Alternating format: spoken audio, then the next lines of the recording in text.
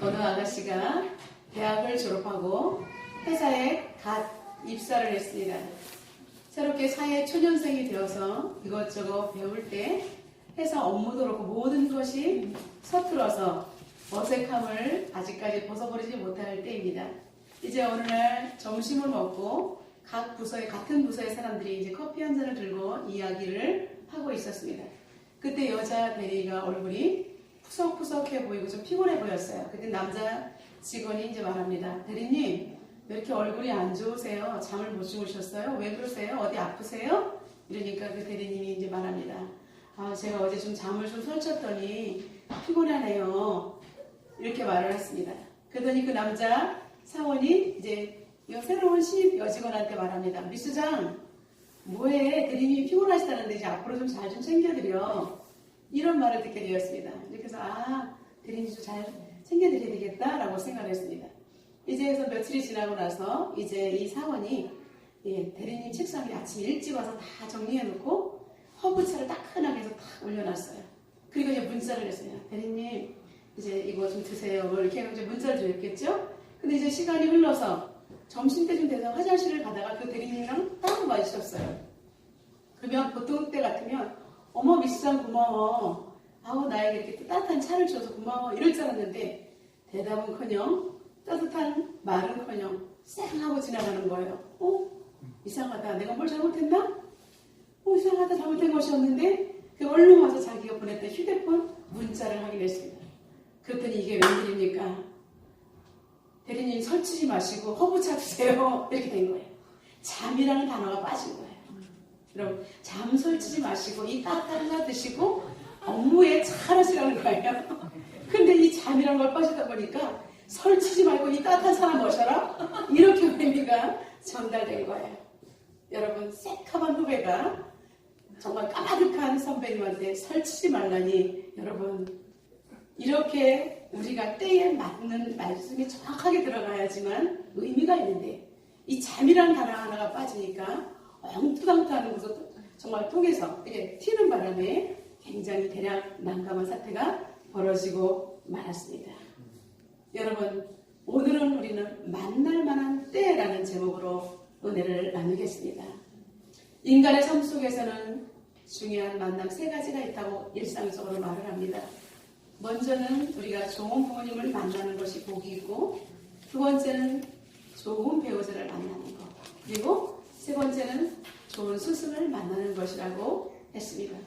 이 외에도 많은 만남들이 있지만 최고의 만남은 여호와 하나님을 아버지라고 부를 수 있는 특권이 있는 것이 우리는 가장 행복한 만남인 줄로 믿습니다.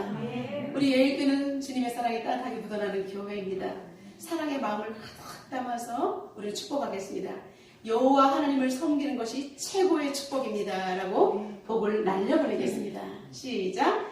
여호와 하나님을 섬기는 것이 최고의 축복입니다. 축복입니다. 여러분, 전달된 복을 잘 받아 누리시기를 주님의 이름으로 축복합니다. 아멘. 오늘 본문은 최고의 축복인 하나님을 잃어버린 이스라엘 백성들, 왜 하나님을 잃어버렸냐면 불순종의 결과로 하나님을 잃어버렸습니다. 결국은 이방인들에게 포로로 넘겨지고 이스라엘 백성들의 삶은 70년 동안 비참한 삶의 연속이었습니다. 여러분, 노예의 삶을 한번 생각해 보십시오. 아침에 일어나서 저녁 누울 때까지 허리 한번 펼 수 없고 소망이 끊어지고 앞으로의 미래가 어떻게 펼쳐질지 너무나 암담한 가운데 지친 삶의 현장을 오늘 이사야 선지자는 배경으로 하고 있습니다. 여러분, 우리가 힘들고 어려울 때에 정말 획기적인 사건이 벌어지면 얼마나 좋겠습니까? 이때 이사야 선지자는 이스라엘 백성들에게 끊임없이 소망의 메시지를 전달하고 있습니다. 여러분, 이사야 선지자는 몇 년 동안 활동했는지 아십니까? 무려 60년 동안을 이스라엘 백성들에게 힘을 내라. 포로로 끌려가기 전, 끌려가고 나서도 계속해서 소망의 메시지를 전달해 준 사람이 바로 이사야 선지자입니다. 그는 하나님 앞에 붙들림 받았기 때문에 같은 삶의 현장, 같이 지친 지치고 힘들 똑같은 사람입니다. 그럼에도 불구하고 거기에 낙심돼서 함몰되지 아니하고 살아계신 하나님의 말씀을 선포하면서 자신의 동족들에게 힘과 용기를 북돋워 주고 있는 것입니다. 여러분, 무엇이 두 사람을 이렇게 차이가 나게 할 수가 있습니까? 백성들은 허덕이고 있는데 한 사람은 소망의 메시지를 선포할 수가 있는 것입니다. 여러분, 우리도 지금 같은 시대를 살아가고 있습니다. 똑같습니다. 코로나의 팬데믹 속에서 힘들고 어렵고 지쳐가고 있습니다.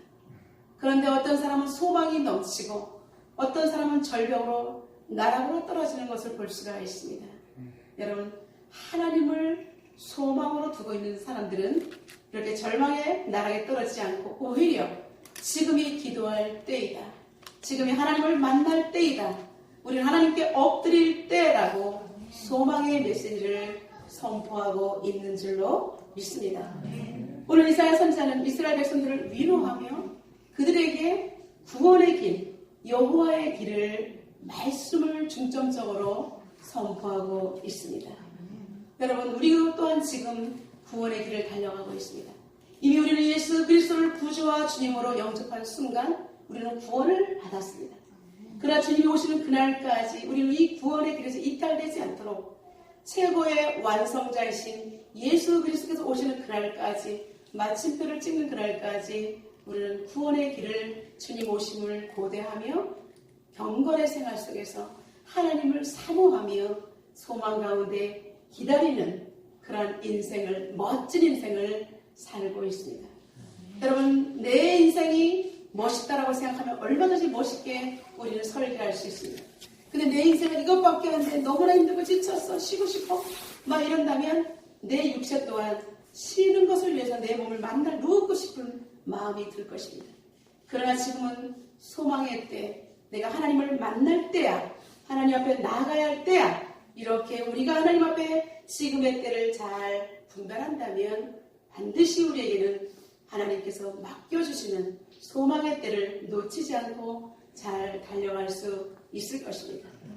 이사야 선지자는 우리에게 만날 만한 때라고 말씀하시면서 지금은 첫째로 영적인 타이밍을 놓치지 말 것을 권면하고 있습니다. 우리 6절 다 같이 한번 읽어보겠습니다. 너희는 여호와를 만날 만한 때에 찾으라. 가까이 계실 때에 그를 부르라. 아멘.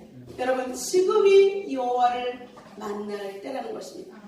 그리고 주님이, 하나님이, 예수님이, 성령님이 우리 가까이 계시기 때문에 지금 부르라는 것입니다. 지금 부를 때에 여러분, 이 타이밍을 놓치면 구원의 길에서 멀리 갈 수가 있다라고 말씀하고 있는 것입니다. 여러분, 모든 것은 때가 있다라고 전도서에서도 말하고 있습니다. 우리가 깨맬 때가 있고 찢을 때가 있고 잘라버릴 때가 있고 이을 때가 있고 여러분, 버릴 때가 있으며 주울 때가 있는 것처럼 모든 범사가 정한 기한에 있다라고 말하고 있습니다. 지금 우리는 인생을 살아가는데 날마다 똑같은 것 같습니다. 아침이 열립니다. 저녁이 또 찾아옵니다. 그런데 우리의 인생은 점점점 겉사람을 후퇴하고 정말 나이를 먹어가지 않습니까? 그러기 때문에 어느 날 우리는 태어났다면 이제 하나님이 계신 나라로 우리가 이사갈 때가 다가온다는 것입니다. 그렇기 때문에 우리는 지금 이 중요한 이 순간에 하나님을 만날 만한 이 때를 우리가 견고하게 붙들어야 되는 것입니다. 영적인 타이밍, 지금 하나님께서 우리에게 말씀하시는 그 타임, 지금 우리에게 전달하시기 위해서 준비하고 계신 그 타이밍을 놓친다면 우리가 얻기 위해서는 어마어마하게 힘들다는 것입니다. 여러분, 얻으면 다행이지만 얻을 기회조차 없기 때문에 우리는 지금이 여호와를 만날 때라고 말씀하고 있습니다. 여러분, 지금 너무나 힘들어서 내가 죽을 것 같아요. 숨이 끊어질 것 같아요. 놓칠 것 같아요. 여러분, 지금이 하나님을 만날 때인 줄로 믿습니다. 인간에게는 끝이, 하나님에게는 시작인 줄로 믿습니다. 왜냐하면 하나님께서 우리를 나락으로 떨어질 순간에 우리를 강력하게 붙들어 주시기 때문입니다.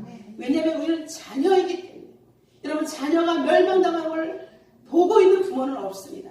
자신이 떨어질 망정 그 아이를 낚아채는 것이 부모의 심정인 것입니다. 여러분 이제 기차 시간이 있습니다. 플랫폼에 이제 기차가 들어옵니다. 11시인데 내가 미리 가서 기다리고 있고 그 열차를 타야 되는데 11시 20분에 도착했다면 그 기차는 떠나가고 말 것입니다. 아니 이 차가 막차였다면 더 이상 우리는 기회가 될 수가 없다는 것입니다. 하나님께서도 우리에게 날마다 시간을 허용해 주시지만 그러나 이제는 때가 있는 것입니다. 주님께서 오시면 이제는 그것이 결산의 때가 오기 때문에 더 이상의 기회는 없다는 것입니다. 그 때란 이사야 선지자는 이사야 49장 8절을 통해서 우리에게 이것은 구원의 은혜를 베푸는 때라고 구원의 날이라고 우리에게 말씀하고 있습니다. 이사야 49장 8절에 은혜의 날에 내가 내게 응답하였고 구원의 날에 내가 너를 도왔다라고 말하고 있습니다. 하나님께서 은혜를 베푸시고 구원을 베푸시는 날에 우리가 구원받도록 우리를 도와주신다라고 말씀하고 있습니다. 여러분 우리가 이 험한 세상 혼자 살아가는 것 같지만 하나님께서 은혜를 베풀어 주시고 반드시 우리를 도와주신다라고 말씀하고 있습니다. 여러분 하나님의 도움의 손길이 느껴지는 사람은 계속해서 도움을 받을 수가 있으나 하나님이 도와주시는데도 하나님 언제 나를 도왔어요? 하나님 어디 계세요? 라고 하나님을 찾지 못하는 사람은 가까이 있어도 코앞에 있어도 하나님을 만나지 못하는 것입니다. 장차 너를 보호하여 너를 백성의 언약으로 삼으며 나라를 일으켜 그들에게 그 황무하던 땅을 기업으로 상속하게 하리라 라고 말씀하고 있습니다. 우리에게 구원을 베푸시는 것은 여러분 우리는 천국에 들어갈 수 있도록 하나님 나라를 우리에게 상속으로 주시기 위해서 우리를 도와주시고 은혜를 베푼다라고 말씀하고 있습니다. 여러분 상속자는 누가 상속자가 될 수 있습니까? 부모의 혈통을 이은 자, 부모님이 인정하는 여러분 정말 양자도 상관없어요. 법적으로 받을 수 있는 자격이 되는 사람은 상속을 받을 수가 있습니다. 우리는 하나님 나라를 어떻게 유업으로 받을 수 있습니까? 예수 그리스도 보혈의 능력으로 양자의 영을 부어받았기 때문에 하나님의 아들은 독생자 예수님밖에 없지만 예수님이 죽으심으로 우리를 양자의 영으로 하나님과 붙여놓으신 거예요. 하나님의 자녀로. 그렇기 때문에 우리는 하나님의 나라를 상속을 받을 수 있는 언약의 백성이 될 수 있었다는 것입니다. 여러분 하나님과 밀접하게 연결된 자만이 구원의 은총을 입게 되리라는 생명의 말씀입니다. 그러면 우리는 구원의 때에 어떻게 행동해야 될까요? 마태복음 25장 열처녀의 비유가 너무나 적합하게 우리를 말씀하십니다. 여러분 마태복음 25장에 나오는 이 열처녀는 도대체 누굴까? 신부가 아닙니다. 이 열처녀는 들러리예요. 고대 근동에서는 신랑이 들어올 때 들러리들이 따라 들어가는 것이 신랑을 맞이하는 풍습이 있었습니다. 먼저 신랑은 신부의 집에서 밤늦도록 유하다가 이제 연회장에 들어갈 때에 들러리들이 있다가 신랑을 딱 마주 들어가면 이제 딱 대문이 닫히면서 거기에서 이제 연애가 시작되는 거예요. 근데 신랑은 이 연회장에 언제 들어오느냐? 신랑 마음인 거예요. 신부 집에서 오랫동안 머물다가 올 수가 있기 때문에 오랫동안 잔치를 벌이기 때문에 언제 올지 모르는 거예요. 그러니까 10명의 처녀들이 여러분 똑같이 등을 들고 신랑을 기다리고 있습니다. 근데 5처녀는 신랑이 올 때 언제 올지 모르니까 기름을 다 비추게 둡니다.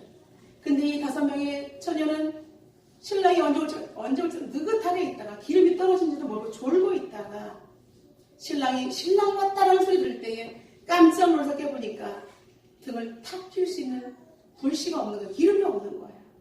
여러분 5명의 처녀가 똑같이 등을 들고 있습니다. 근데 무엇이 없어요? 한 5명의 처녀에게는 기름이 있고 5명의 처녀에게는 기름이 없었던 것입니다. 그렇기 때문에 구원은 이거와 똑같습니다. 신랑이 오실 때에 맞이할 수 있는 여러분 우리는 성령의 기름 부으심 하나님과 굉장히 계속해서 연결된 성령의 사람이 되어야만 신랑이 올 때 바로 들어가서 그 잔치에 참석할 수가 있는 것입니다. 그렇다면 우리는 하나님이 가까이 계신 것을 어떻게 알 수 있을까요? 사도 바울은 우리에게 하나님이 가까이 있다는 말씀을 아주 정확하게 제시한 본문이 있습니다. 사도행전 17장 27절의 말씀입니다. 이는 사람으로 하나님을 더듬어 찾아 발견하게 하려 하시니라. 그는 각 사람에게서 멀리 계시지 아니하도다 라고 말씀하고 있습니다. 여러분, 저는 이 말씀을 굳게 붙들었습니다. 연단 중에 고통 중에 하나님을 보고 싶은데 하나님이 멀리 계신 것 같아서 하나님의 숨소리라도 듣고 싶은데 너무나 절박한 나에게 하나님의 보호를 요청하고 싶은데 느껴지지 않을 때가 있었습니다. 근데 성경을 읽을 때에 하나님은 혹 하나님을 더듬어 찾아 발견하게 하려 하신다. 내가 보지 못해도 더듬을 때 하나님은 만져주시는 자리에 있다라고 말씀하십니다. 그 말씀이 얼마나 힘이 되는지 저는 굳게 이 말씀을 붙들면서 제가 이제 연단의 터널을 통과하여 사역자로 헌신하고 있을 때 많은 사람들이 웁니다. 고통스러워요. 맨날 똑같은 것 같아요. 이렇게 눈물을 흘릴 때 저는 진도 선교 현장에서 이제 선교가 마쳐질 때 몇몇의 사람들을 불러 모아서 기도를 했습니다. 이들에게 오늘 이 말씀을 선포하면서 사도행전 17장 27절 말씀에서 하나님이 더듬어 발견한 장소에 있기 때문에 두려워하지 말고 기도하자. 그랬을 때 목자와 또 한 명의 사람은 또 남의 말을 막 좋아하는 사람이 있었고 또 어떤 사람은 신앙이 연약한 사람이 있었어요. 근데 이들 자리에 모아놓고 하나님, 성령 하나님께서 이 자리에 계신 것을 보게 하여 주시옵소서. 이들이 기도할 때 하나님을 만나게 해주십시오서. 그러면 다시는 눈에 눈물이 나지 않고 확신 가운데 신앙생활 할 수 있기 때문에 역사하여 달라고 할 때 여러분 그 자리에서 성령 하나님께서 강력하게 역사하셨어요. 갑자기 은사들이 쏟아진 거예요. 생각지도 못한 저는 기도만 하려고 했는데 사람들이 많은 은사들이 나타나면서 그들이 변화되어서 그들은 이제 또 마을장으로 여러 가지 중요한 역할을 지금도 잘하고 그 교회에서 헌신하고 있는 것을 알 수가 있습니다. 여러분, 하나님을 발견하면 사람이 변화됩니다. 하나님이 나와 함께한다는 확신이 있으면 여러분, 우리는 이 험한 세상을 이겨나갈 수가 있는 것입니다. 여러분, 하나님은 어디 계십니까? 우리 마음속에 계십니다. 하나님은 어디 계십니까? 우리의 옆에, 우리의 함께, 그리고 말씀 속에, 그리고 기도 속에 우리와 교제하기를 원하시기 때문에 가까이에서 우리의 심령의 문을 두드리고 계십니다. 그런데 하나님을 내 마음에 영접하신 분들은 절대로 이 마음에 계신 성령님을 놓치지 아니하시기를 주님의 이름으로 축원합니다. 이제 하나님을 영접한 자는 하나님과 대화를 하기 위해서 우리는 시도를 할 수가 있습니다. 그것이 바로 기도입니다. 여러분, 기도는 어렵지 않습니다. 기도는 우리는 하나님과 나눌 수 있는 유일한 대화, 소통의 자리이고 기도를 통해서 우리는 행복을 누릴 수 있는 하나님이 주신 또 하나의 선물인 줄로 믿습니다. 그러나 하나님을 만났던 사람이라 할지라도 하나님의 손을 놓치고 영적인 감각이 우둔해지고 영적인 하나님의 공급이 완전히 이제 전달되지 못하게 여러분 소통이 안 되는 사람에게는 영적으로 쇠퇴의 길을 걸어갈 수밖에 없는 것입니다. 이스라엘 백성들은 선민입니다. 하나님께서 찾아오신 나라 민족입니다. 근데 어떻게 이들이 멸망을 당했습니까? 그들은 하나님 영적으로 무뎌졌기 때문에 하나님의 손을 놓치고 우상에게 자신들의 길을 허용했기 때문입니다. 작은 불씨 하나가 여러분 그들의 영혼을 갉아먹어버리고 태워버려서 나중에 완전히 전소되고 말았던 것입니다. 여러분, 사단이 우리에게 들어오는 것은 작은 것을 통해서 들어옵니다. 우리가 사단에게 허용을 할 때에 나중에 우리 사단에게 완전히 정말로 통째로 삼키는 불행을 겪게 되기 때문에 작은 것 하나도 우리 사단에게 허용하지 않도록 영적으로 깨어 있어야 하는 것입니다. 하나님의 영이 충만했던 이사야 선지자, 똑같은 상황 속에서도 그는 목이 터져라 이스라엘 백성들에게 하나님은 가까이 계시다. 하나님 지금 불러라. 하나님을 만나야지 산다라고 말씀하고 있습니다. 이사야 선지자는 하나님 앞에 나오는 자들에게 우리가 먼저 해야 될 것들을 권면합니다. 첫 번째로 악한 길에서 돌이키라고 말하고 있습니다. 여러분, 반드시 하나님을 만나기 위해서는 회개의 영성 없이는 안 되는 것입니다. 신약이나 구약이나 항상 하나님께 나가는 길은 악을 제하라고 말하고 있습니다. 여러분, 악이 뭡니까? 하나님을 마음에 두기 싫어하는 것이 악입니다. 하나님보다 세상을 더 좋아하는 것 악입니다. 하나님보다 자녀를 더 아끼는 것 이것 또한 악입니다. 하나님을 몰라라 하는 것 악인 것입니다. 그래서 우리는 하나님은 우리에게 악한 길에서 돌이키라라고 말씀하시고 또 두 번째는 불의한 자는 생각을 버리고 여호와께 돌아오라고 외치고 있습니다. 여러분 생각이 긍정적일 수도 있지만 생각 때문에 우리의 영혼이 파멸의 길로 치달을 수 있다는 것입니다. 내 생각 내 뜻대로 해서는 안 되고요. 여호와 하나님 주신 생각과 뜻대로 우리의 생각을 맞춰야 하는 것입니다. 우리의 지정의가 하나님의 것으로 완전히 거듭나야 되는 것입니다. 나의 생각 이거는 불의한 생각이 될 수가 있습니다. 내 생각했는데 뭐 교회가 왜 이래? 여러분 내 생각이 아니라 그건 마귀의 생각이에요. 여러분 내 생각인데 하나님 뜻에 맞으면 하나님의 생각이에요. 그러나 하나님의 생각이 맞지 않는 내 생각은 과감하게 버려야 하는 것입니다. 내 지식, 내 감정, 내 의지 이거 아닙니다. 우리는 예수 안에서 버려야 됩니다. 하나님 것으로 채우는 작업을 할 때 우리는 진정한 하나님의 사람이 될 수가 있습니다. 이러한 사람을 하나님께서 쓰시지 절대로 내 생각, 내 경험 이렇게 가지고 주장하는 사람은 교회의 리더가 돼서는 안 됩니다. 그런 사람 완전히 주님 앞에 회개의 영성으로 겸손하고 온유하고 남들이 보기에도 따뜻한 사람이라는 생각을 사람들이 그 사람 주위에 몰려들 수 있는 그런 사람이 되어야 하는 것입니다.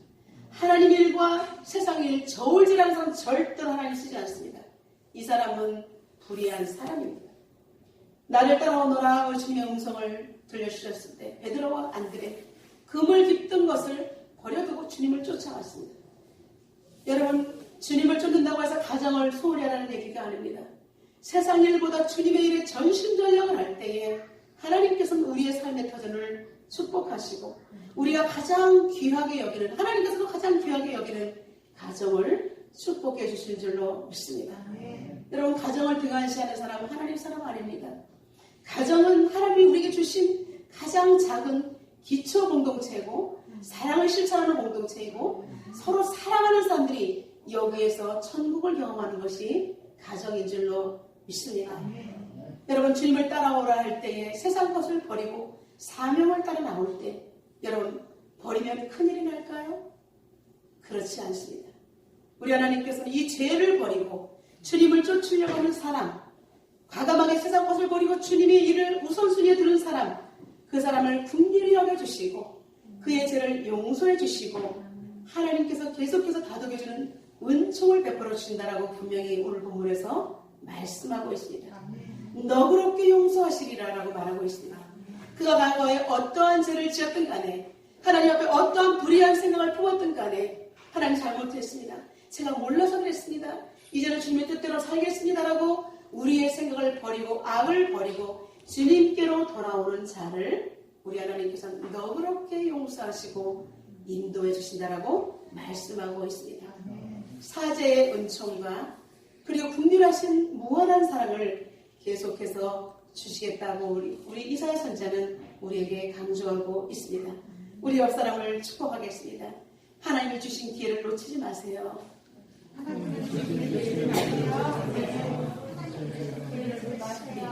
하나님은 우리에게 돌아오기만 하면 다시 회복할 수 있다라고 분명히 약속하셨기 때문에 하나님이 주신 기회를 놓치지 아니하시기를 주님의 이름으로 축복합니다.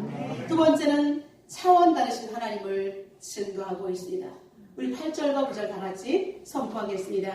이는 내 생각이 너희의 생각과 다르며 내 길은 너희 길과 다름이니라 여호와의 말씀입니다.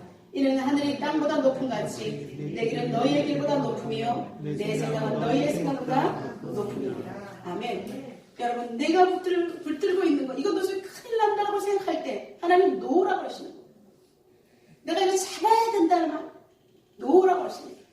여러분 내가 잡아야 된다고 생각한다는 놓으라 할 때 여러분 어떤 길을 선택해야 되겠습니까? 놓으시길 바랍니다. 그러면 떨어질 것 같은데 놀랍게 하나님 그 밑에 그물바지가 있다는 사실입니다. 여러분 하나님은 너희 길과 나의 길은 천지 차이가 난다고 말씀하십니다. 하늘이 높은 같이 우리는 땅에서 여러분 땅에서 우리 뛰어봤자 우리는 벼룩인 거예요. 위에서 보면 똑같아요. 성냥갑처럼 집도 고층 빌딩도 똑같아 보여요. 그렇기 때문에 하나님께서 놓으라 그러면 놓아야 돼요. 내 길은 너의 길과 다르다. 말씀하시면 과감하게 하나님을 붙드는 믿음이 있을 때 우리는 승리할 수 있고 점프할 수가 있는 것입니다. 저는 이사야 55장 말씀을 너무나 좋아합니다. 제가 연단이 됐을 때 이 말씀 너무나 제가 붙들기 힘들었는데 너의 길과 다르다고 말씀하십니다. 하나님, 나는 예수 믿는데 왜 이렇게 눈물이에요? 왜 이렇게 고통스러워? 예수님 믿는 게 왜 이렇게 힘들어요? 나 예수 믿은 죄밖에 없는데 너무나 고통스럽습니다. 하나님, 예배를 가는 것이 그렇게 왜 이렇게 힘들까요? 하나님께서 말씀하십니다. 너의 길과 나의 길은 다르다. 그래서 제가 생각을 바꿔서 하나님께서 천지 차이가 난다니까. 그래, 예배가 힘들다, 예배가 힘들다. 그럼 하나님 나를 이끌어 주셔. 당신의 길을 쫓아갈 테니 나를 인도해 주십시오라고 했을 때, 여러분, 하나님께서는 그 연단에 그대로 있는 것이 아니라 번쩍 들어서 놀랍게 기적의 역사가 일어난 줄로 믿습니다. 아멘. 예수님을 마음껏 믿으며, 여러분, 저처럼 예배를 많이 드리는 사람이 있습니까? 신방 가서 예배 드려, 그죠? 모든 예배 드려. 제가 예배, 주일 예배 드려, 예배 하니까 하나님께서 이렇게 자유를 주셔서 하나님과 함께 날마다 예배의 자리에, 기도의 자리에 있게 하신 줄로 믿습니다. 아멘. 여러분, 우리의 길, 지금 여기서 놓치면 큰일 난다고 생각하지만 하나님께서 여러분의 길을 반드시 인도해 주실 줄로 믿습니다. 아멘. 우리 인간은 한계성을 갖고 있지만 하나님은 한계성이 없으시기 때문에 반드시 하나님께서는 신비적이고 초월적인 속성을 가지고 있기 때문에 하나님의 말씀을 붙들면 나도 또한 이런 신비로운 체험과 경험과 은사를 우리에게 부여받을 수가 있다는 사실입니다. 아멘. 하나님을 인격적으로 영접한 이후 하나님의 영이 내 안에 들어오면, 여러분, 거룩하신 하나님 내 안에 들어오면 이것이 기적 아닙니까? 아멘. 하나님이 믿어주는 것이 기적이 아닙니까? 예, 보이지 않는 하나님 믿어지고 하나님을 찬양한다는 것이, 이것이 바로 기적 중에 기적인 줄로 믿습니다. 아멘. 육의 껍질을 벗겨내야 영의 하나님, 부드러운 하나님의 살을 만날 수가 있습니다. 영적인 세계 속에서 우리는 진정한 자유를 누릴 수가 있습니다. 육적인 삶에서 아무리 하나님을 우리가 누리고 싶다 해도 안 누려지는 거예요. 영적으로 하나님을 만나는 그 순간에 우리는 영의 세계를 누릴 수가 있다는 것입니다. 그분이 이끄시는 길이 보입니다. 그리고 남에게 져줄 때 찾아오는 평강이 있습니다. 세상 방법과 하나님의 방법대로 살아가는 방법이 달라요. 그러니까 우리는 자유가 있는 거예요. 이 땅의 사람들은 막 남을 경쟁해서 이겨야 되는 막 이렇게 하지만 우리는 져주면서도 이미 저쪽에 승리자의 갈 길이가 있기 때문에 당당하면서도 용기 있고 져주면서도 행복하고 이미 우리는 승리되어 있고, 하나님은 우리의 자녀들 일터 모든 것들 부끄러움 없이 하나님께서 높여주시고 채워주실 줄로 믿습니다. 오히려 돕는 자의 자리에 우리를 세워줄 줄로 믿습니다. 하나님의 생각은 우리 생각보다 높으십니다. 우리 옆에 있는 분에게 선포합니다. 하나님 생각은 너무나 높으세요 라고 선포하겠습니다. 높으세요. 예, 그렇습니다. 여러분, 힘들 때마다 하나님의 생각은 내 생각을 초월하신다. 내 지금 여기서 정말 도대체 이제 더 이상 생각이 가부가 걸려서 못한다. 여러분, 하나님 앞에 지혜를 구하실 때 놀랍게 역사하신 줄로 믿습니다. 세 번째, 하나님의 인도하심을 받는 축복의 인생으로 바뀌게 되는 것입니다. 우리 12절 다 같이 선포하겠습니다. 너희는 기쁨으로 나아가며 평안의 인도함을 받을 것이며 산들과 언덕들이 너희 앞에서 노래를 말하고 들의 모든 나무가 손뼉을 칠 것이며. 아멘. 여러분, 우리가 가는 인생 가운데 이젠 평안의 인도함을 받을 것이라고 말씀하셨습니다. 여러분, 이것이 진정한 형통인 줄로 믿습니다. 주님의 이름을 붙들고 나아갈 때 일이 술술 풀리는 것, 여러분, 하나님 손에 붙들릴 때 일이 되어지는 것, 이것이 진정한 형통인 줄로 믿습니다. 산들과 언덕들이 우리 앞에서 노래를 바라고, 여러분, 우리가 지나가는 게 모든 자연까지도 우리를 축복하는 것처럼 하나님과 사람 앞에서 은총과 기적의 여김을 받을 수 있도록 하나님께서 세워주신 줄로 믿습니다. 여러분, 한 사람이 예수 안에서 온전히 성공하시면 여러분 수많은 사람들을 도울 수 있는 축복의 통로가 될 수가 있습니다. 아멘. 오늘 이 말씀을 통해서 우리 예일교회 모든 성도들은 축복의 통로가 되시기를 예수님의 이름으로 선포합니다. 아멘. 여러분, 하나님의 손에 붙들린 사람의 인생은 축복의 인생으로 역전되는 것입니다. 아멘. 왜냐하면 하나님께서 이것은 내 입에서 나가는 말씀이다라고 분명히 하셨기 때문입니다. 여러분, 성경에 있는 이 모든 말씀들 선포될 때마다 여러분의 것으로 다 받아 가지시길 바랍니다. 내 것으로 다 가질 때 내 것이 되는 거예요. 내 말씀이 있네 라고 그냥 치면 여러분 다른 사람한테 가는 거예요. 내 것으로 가질 때 내 입에서 나가는 말도 헛되이 내게로 되돌아오지 않는다. 하나님께서 선포된 말씀, 이 복이 되돌아오지 않는다는 건 내 것으로 받아야죠. 나의 기뻐하는 뜻을 이루며 내가 보낸 일에 형통한다 라고 말씀하고 있습니다. 하나님 것을 받들어 우리가 실천할 때 하나님께서 우리에게 30배, 60배, 100배의 결실로 되돌아 갚아주신 줄로 믿습니다. 여러분, 역사와 우주를 주관하신 하나님, 이 자연들도 지구의 공전과 자전을 통해서 낮과 밤 계절의 변화를 통해서 하나님께 순종하는 것처럼, 그리고 씨를 뿌리는 자에게 풍성한 식탁을 베풀어주고 다음에 심을 쓰는 종자까지 베풀어준다는 것이 자연이 자신들이 묵묵히 감당하는 역할이에요. 그런데 하물며 세상 만물보다 귀하게 여기는 하나님의 자녀인 우리들에게는 얼마나 많은 것들로 하나님께서 채워주실 것을 말씀하고 있는 것입니다. 이것은 하나님께서 이제 선조들의 예언과 사도들의 증언과 그리고 예수 그리스도의 가르침을 통해서 우리에게 전달이 되었고요. 오늘날에는 설교를 통해서 그리고 기록된 성경 말씀을 통해서 우리들에게 전달되고 있습니다. 그 말씀이 여러분의 삶 속에서 살아 움직이시기를 주님의 이름으로 축원합니다. 말씀을 받아들인 자에게는 소원이 생깁니다. 소망이 생깁니다. 10편 37편 4절에 여호와를 기뻐하라. 저가 내 마음의 소원을 내게 이루어 주시리로다. 여러분, 여호와를 기뻐하며 보는 일에 형통한 자에게, 소망을 가지고 나갈 때 사명을 감당하는 자에게 하나님께서는 엄청난 복을 허락해 주신다라고 말씀하고 있습니다. 여러분, 어떠한 경우에도 여러분 기쁨으로 나아가시길 바랍니다. 감사가 넘치시기를 주님의 이름으로 축원합니다. 여러분, 이러한 인생을 하나님께서 우리를 명품 인생으로 바꿔주신다라고 말씀하고 있습니다. 가시나무가 있는 그 나무, 찌르고 여기저기 상처가 가득한 인생, 남들이 나를 기피했던 그런 황폐한 인생을 이제는 하나님께서는 가장 아름다운 음식, 먹음직스러운 음식에 고명으로 올려지는 잣과 같은 잣나무가 심겨진다라고 말씀하셨고요. 칠레라마무사 같은 곳에 아름다운 실과들로 사람들에게 풍성하게 먹을 수 있는 맛과 영양을 선사할 수 있는 화석류, 풍성한 열매를 화석류라고 합니다. 그것이 가득히 나는 기름진 땅으로 우리의 삶의 터전을 축복해 주신다라고 말씀하고 있습니다. 이것이 여호와의 영영이 끊어지지 않냐는 표징과 징표가 되겠다라고 말씀하고 있습니다. 여러분, 하나님의 말씀을 그대로 받는 자에게는 그대로 되는 복이 임할 줄로 믿습니다. 우리는 계속해서 지금 다니엘 기도회를 통해서 은혜를 받고 있습니다. 한국교회가 깨어나고 있어서 너무나 감사합니다. 여러분, 힘들고 어려운 분들에게 이 기도회에 동참하라고 여러분 유튜브를 건면해 주시기 바랍니다. 제가 어떤 암 환자가 있었습니다. 그분에게 이 유튜브를 통해서 보라 했을 때 그분이 눈물을 쏟으면서 그날 지선 전사님의 간증이 나오는 날 다시 말씀을 붙들었다는 소리를 제가 어제 듣고 너무나 감사했습니다. 우리는 전달하면 되는 것입니다. 여기까지 오지 못해도 우리는 수많은 영혼들에게 복음을 증거하면 되는 것입니다. 사도 바울은 우리에게 지금의 때가 바로 은혜의 때라고 고린도후서 6장 2절에 말씀하고 있습니다.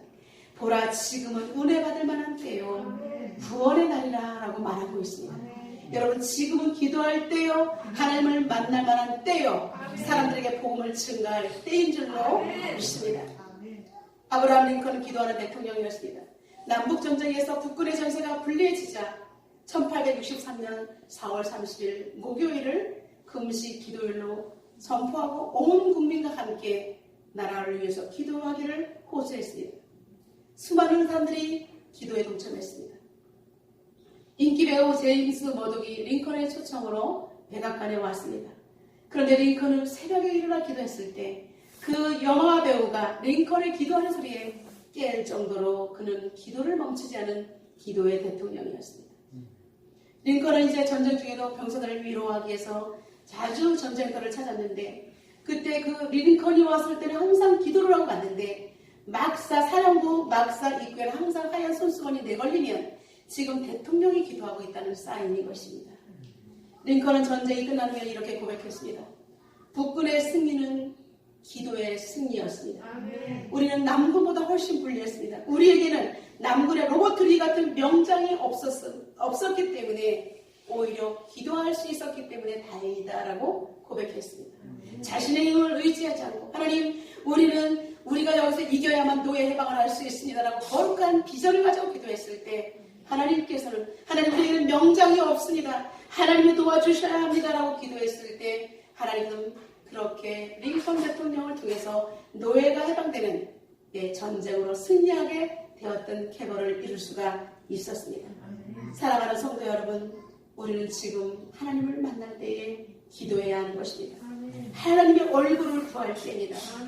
에스겔 선지자들 이렇게 말했습니다. 이 땅을 위하여 성을 쌓으며 성 무너진 데를 막아서서 나로 하여금 멸하지 못하게 한 사람을 내가 그 가운데서 찾다가 찾지 못하였으므로 내가 내 분노를 그들에게 쏟으며 내 진노의 불로 멸하여 그들의 행위대로 그들의 머리에 보응했다. 에스겔 22장 30절과 31절 말씀.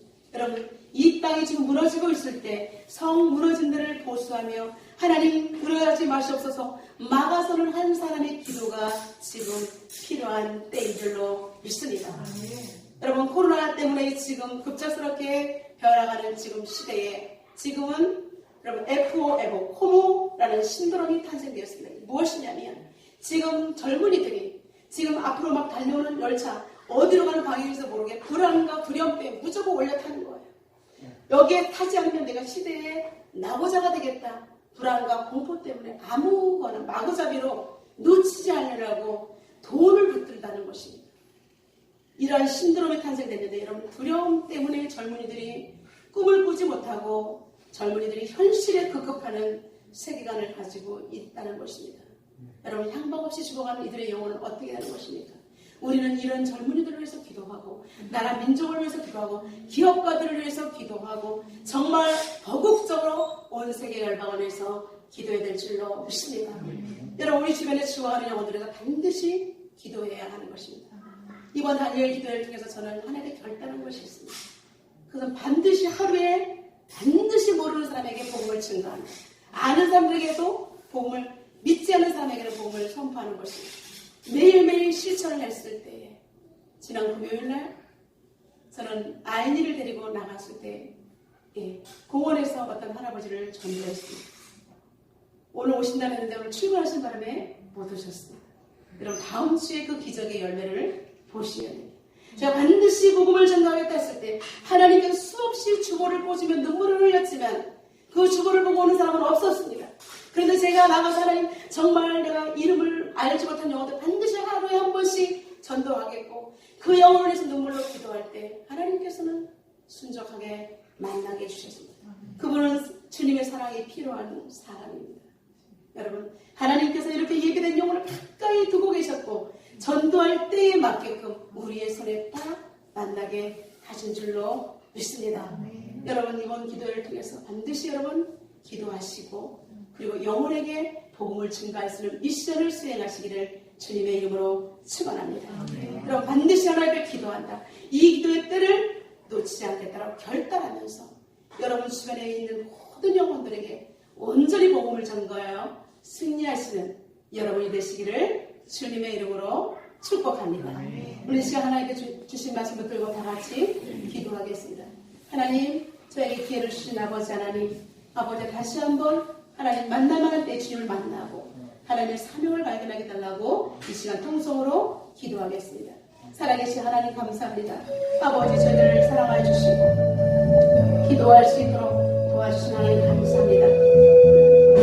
지금은 여호와를 만날 만한 때라고 말씀하신 살아계신 하나님 주여 우리에게 하나님 기회를 주신 하나님 감사합니다. 기회를 놓치지 않고 나아갈 수 있도록 도와주시옵소서. 지금은 기도할 때입니다. 지금은 복음을 증거할 때입니다. 살아계신 하나님, 하나님이 가까이 계실 때 기도한다면 우리는 하나님과 만나서 하나님 아버지 우리의 생활이 형통한 삶이 될 뿐 아니라 죽어가는 영혼들이 보이는 눈이 열려지게 될 것입니다. 살아계신 하나님, 지금은 아버지 하나님을 만날 때, 기도할 때 나라 민족을 위해서 기도하고 죽어가는 영혼들을 위해서 기도하고 내 형제 자매들을 위해서 기도하고 나라 민족과 열방을 품고 기도할 때 이르는 싸우니 하나님 그때를 놓치지 않고 온전히 감당할 수 있도록 주님 도와 주시옵소서. 기도하는 자에게는 열매를 주십니다. 기도하는 자에게는 영혼을 붙여주십니다. 기도하는 자에게는 하나님 아버지 우리에게 생명권의 역사가 일어날 수 있도록 우리에게 기회를 허락하신 줄 믿사오니 아버지 하나님 그 기회를 아버지 앞에 붙들고 승리할 수 있도록 하나님 도와 주시옵소서. 오 하나님 함께하여 주시옵소서. 살아계신 하나님, 당신의 얼굴을 구합니다. 지금 여호와를 만날 만한 때라고 말씀하신 하나님, 가까이 계신다고 말씀하신 하나님, 지금 하나님의 만날 만한 때를 우리가 잊지 않고 아버지 꼭 붙들 수 있도록 주님 도와 주시옵소서. 그러므로 말미암아 그러한 자에게는 하나님께서 형통한 길로 인도하신 줄로 믿습니다. 아버지께서 우리에게 주신 영혼들을 잘 주도록 인도할 수 있는 복의 통로가 될 수 있도록 성령 하나님 기름 부어 주시옵소서. 예수님의 이름으로 기도드려옵나이다. 아멘. 하나님 앞에 찬송